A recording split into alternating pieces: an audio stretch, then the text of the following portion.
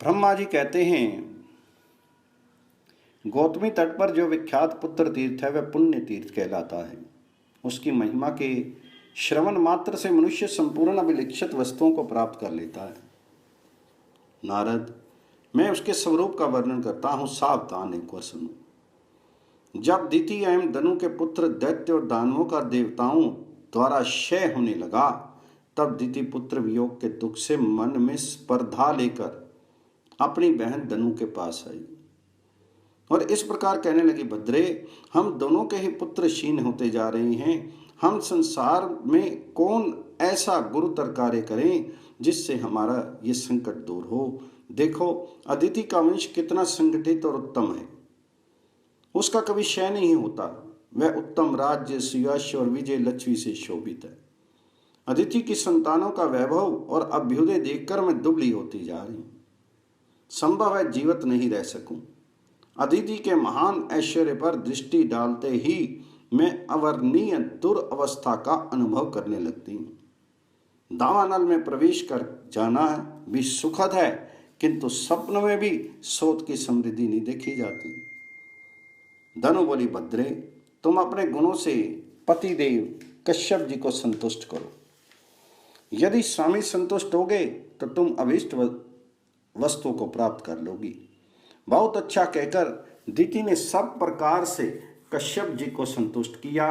तब प्रजापति भगवान कश्यप ने दिति से कहा, सुव्रते, तुम्हें क्या दूं? तुम कोई अभीष्ट वर मांगो। यह सुनकर दिति ने स्वामी से कहा, नाथ, मुझे ऐसा पुत्र दीजिए जो अनेक गुणों से संपन्न, विश्व विजयी और जगदन्य हो, तथा जिनके जन्म लेने से मैं संसार में वीर जननी कहला सकूं। कश्यप जी ने कहा, देवी, मैं तुम्हें एक श्रेष्ठ व्रत का उपदेश करता हूं जो 12 वर्षों तक पालन करने के बाद फल देता है। उसके बाद आकर तुम्हारे मन के अनुकूल गर्भ का आगान करूंगा, क्योंकि व्रत आदि के द्वारा निष्पाप हो जाने पर ही संपूर्ण मनोरथ सिद्ध होते हैं।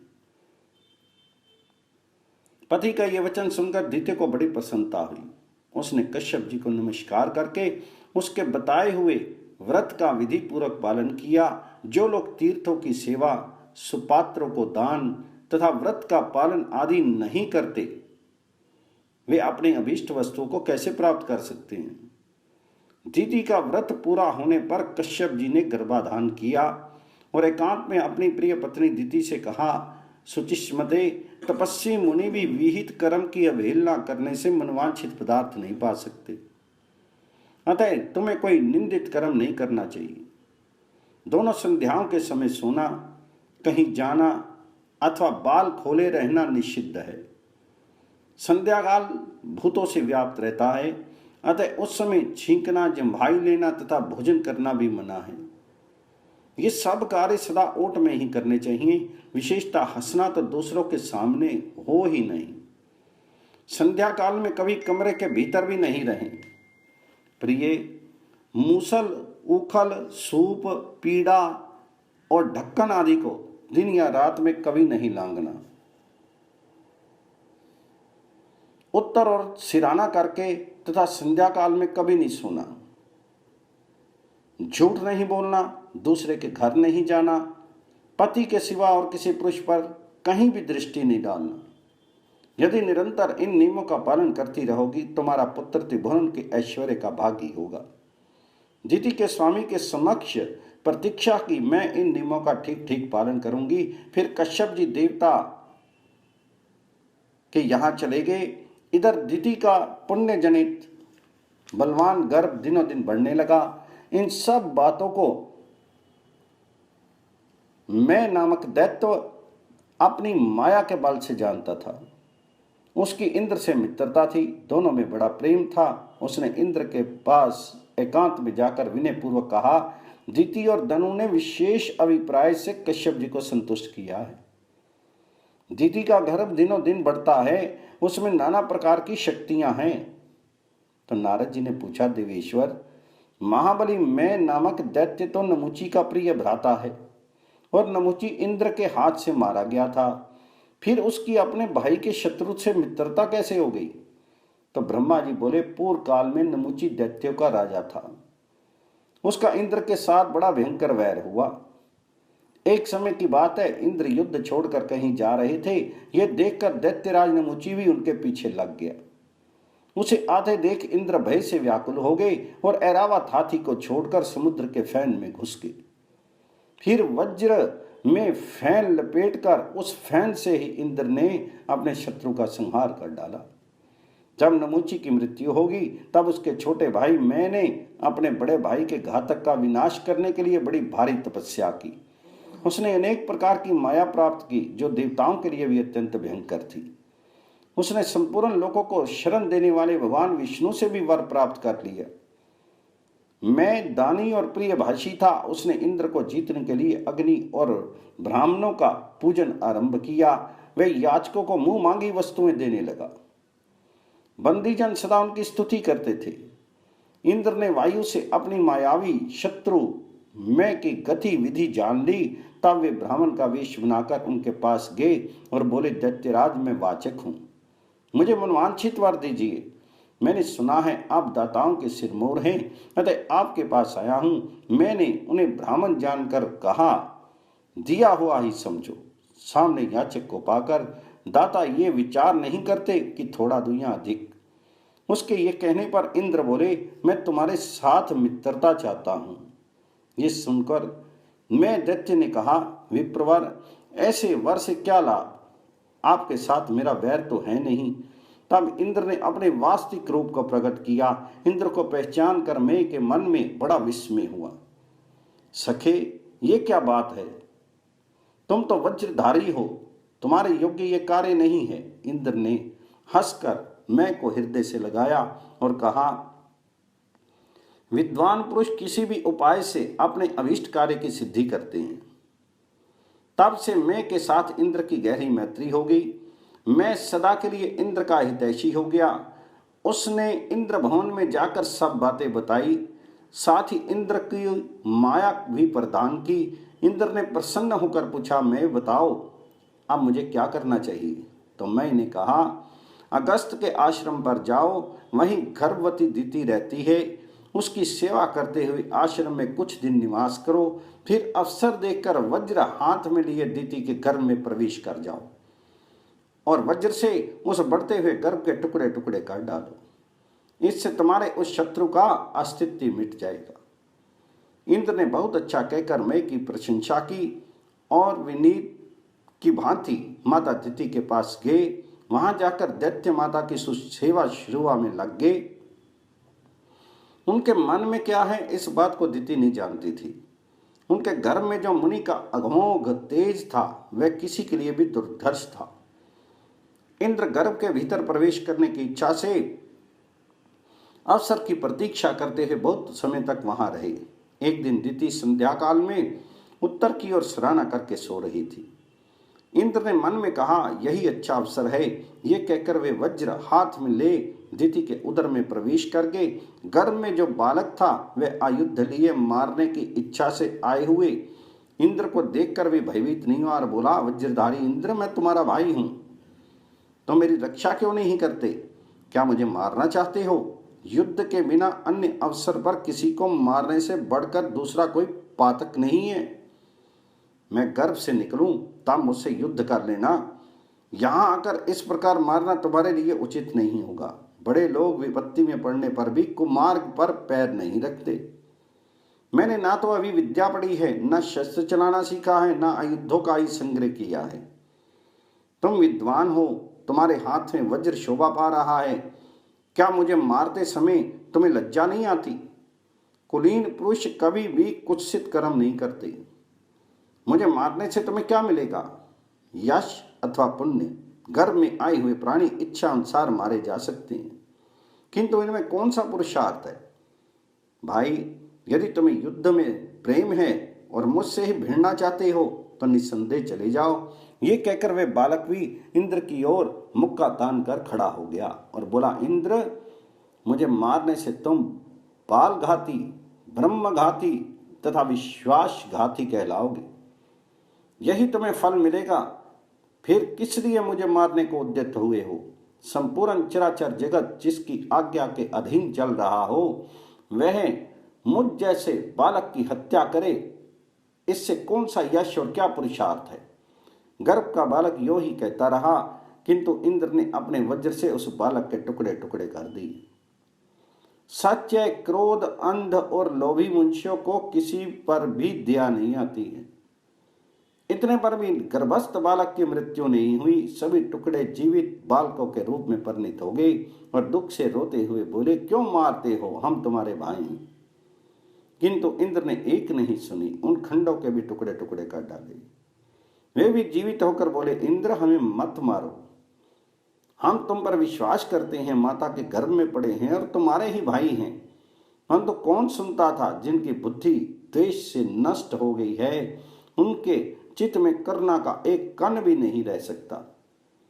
गर्भ के सभी टुकड़े हाथ पैर तथा नूतन जीव से युक्त हो गए, उनमें किसी प्रकार का विकार नहीं रह गया। उनकी संख्या 1 से बढ़कर 49 हो गई। ये देखकर इंद्र को बड़ा विस्मय हुआ। वे सब के सब रो रहे थे। इंद्र ने उन्हें सांत्वना देते हुए कहा, मारुत अर्थात मत रोवो। इसके ऐसा कहने से उनका नाम मरुत हो गया।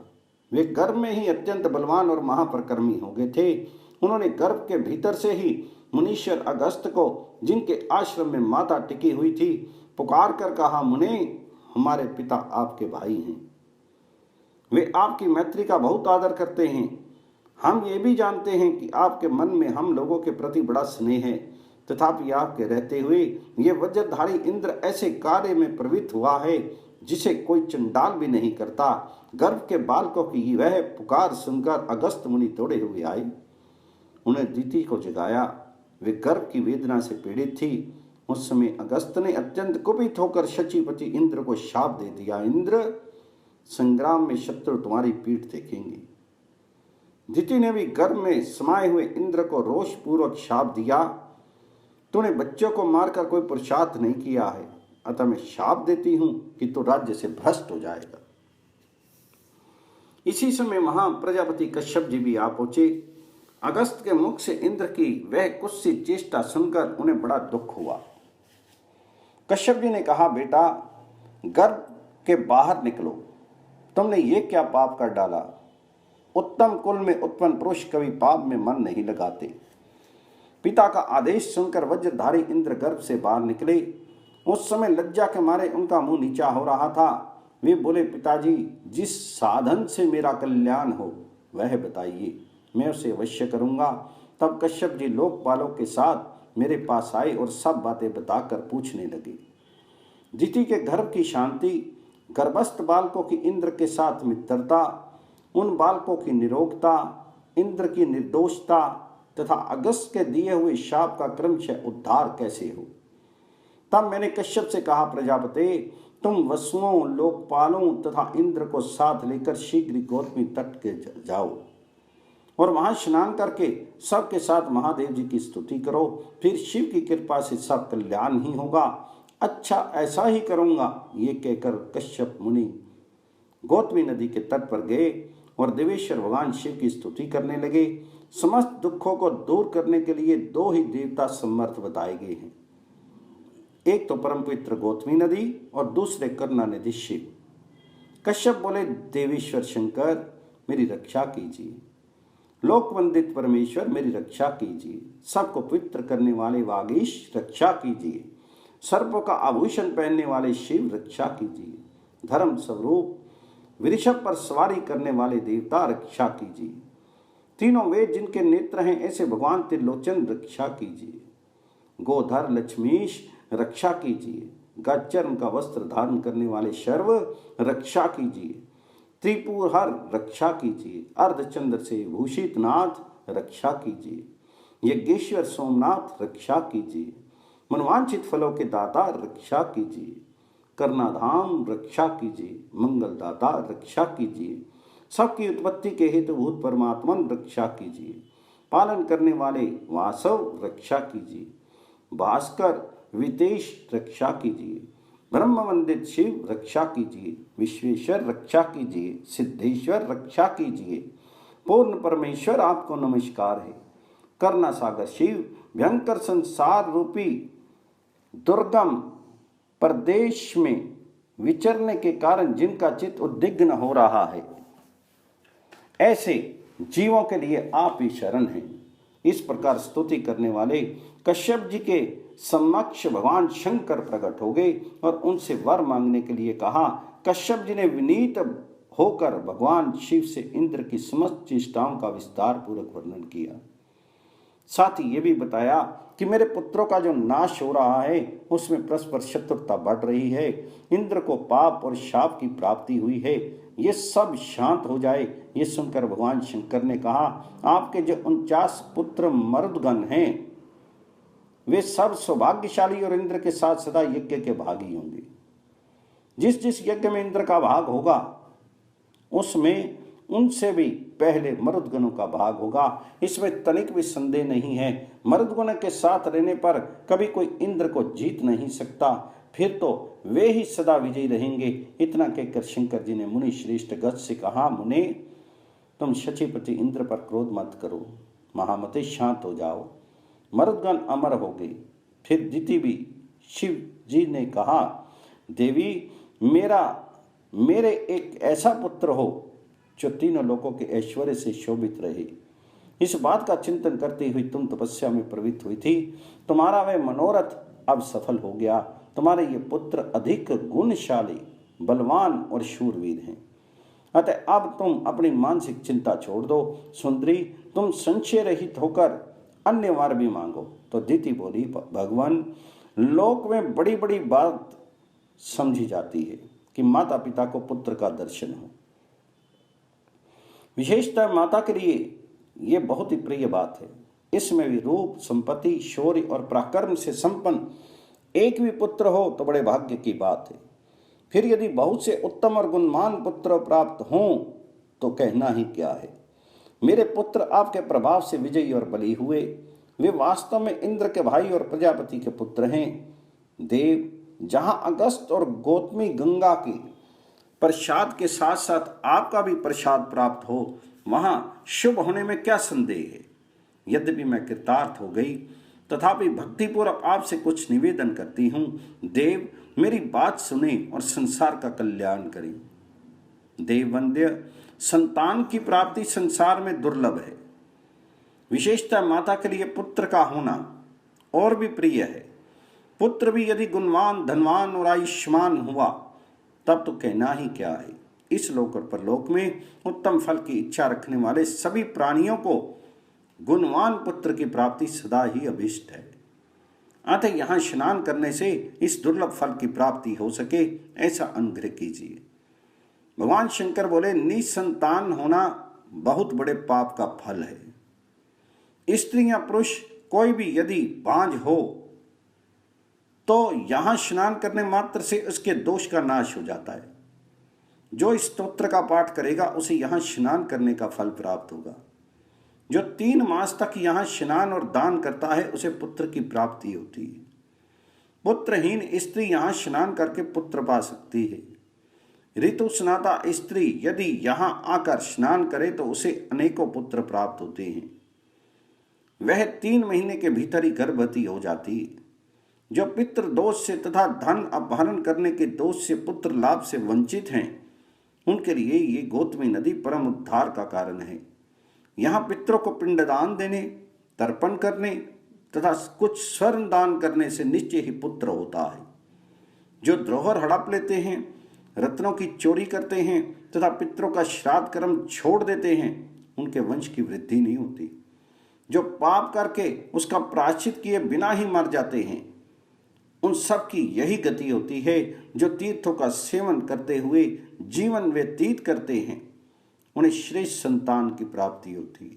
जो दिति और गंगा के संगम में स्नान करके अनादि अपार अजर सच्चिदानंद में, लिंग स्वरूप ज्योतिर्मय तथा अनामय महादेव भगवान सिद्धेश्वर का अनेक उपचारों से भक्तिपूर्वक पूजन करते हैं, चतुर्दशी और अष्टमी को इस स्तोत्र द्वारा स्तुति करते हैं तथा यहाँ गंगा के तट पर ब्राह्मणों को अपनी शक्ति के अनुसार स्वर्ण देते हैं और भोजन कराते हैं, उसे अनेक पुत्र प्राप्त होते हैं।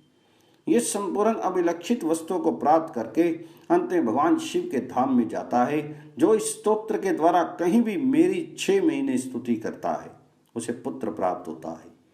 यदि उसकी स्त्री वंध्या हो तो भी वह निस्संदेह पुत्रवती होती है। तब से उस तीर्थ का नाम पुत्र तीर्थ हो गया। वहां स्नान दान आदि करने से समस्त कामनाओं की पूर्ति होती है। मर्द गणों के साथ मैत्री होने के कारण उसे मित्र तीर्थ भी कहते हैं। यहाँ स्नान करने से इंद्र निष्पाप हुए थे, इसलिए वह इंद्र तीर्थ या शक्र तीर्थ भी कहलाता है। जहाँ इंद्र को अपनी खोई हुई लक्ष्मी प्राप्त हुई वह कमला तीर्थ कहलाया। ये सब तीर्थ समस्त अभीष्ट पदार्थों को देने वाले हैं। भगवान शिव ये कहकर कि यहाँ सब कामनाएं पूर्ण होंगी, अंतर ध्यान होंगे और कश्यप आदि सब लोग कृतकृत्य होकर जैसे आए थे वैसे लौट गए।